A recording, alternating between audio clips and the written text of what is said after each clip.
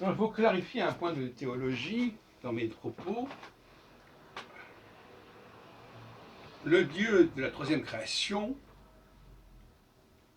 ne crée rien ex nihilo. Ce n'est pas du tout comme le Dieu de la première création.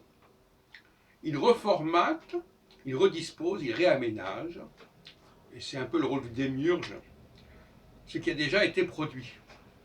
Il donne une nouvelle forme à la matière, mais il ne crée pas la matière. C'est ce qui distingue la démarche des trois créations.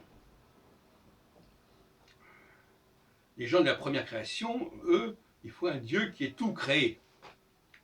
Pour la troisième création, il suffit d'un Dieu qui réinstalle, qui reconfigure la matière précédente, la première. Et puis entre les deux, il y a la deuxième création, qui est celle où l'homme fabrique lui-même les choses. Mais il les fabrique à partir de choses qui existent déjà.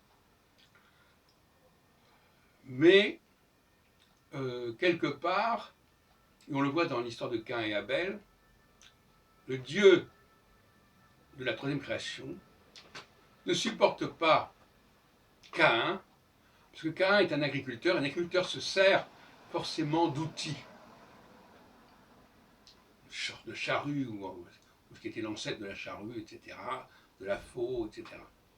Il y a dans l'agriculture une dimension mécanique, une dimension de l'outil, qui est détestable au Dieu de la troisième création, alors que Abel, qui lui est dans l'élevage, il n'a pas besoin d'outils.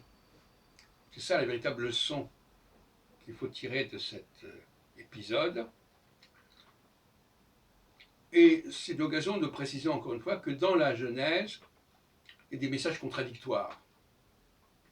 Il y a des messages dans la Genèse qui vont dans le sens de la deuxième création, c'est-à-dire de l'homme qui justement utilise des outils. Et il y a aussi des messages qui vont à l'opposé, qui sont dans la troisième création.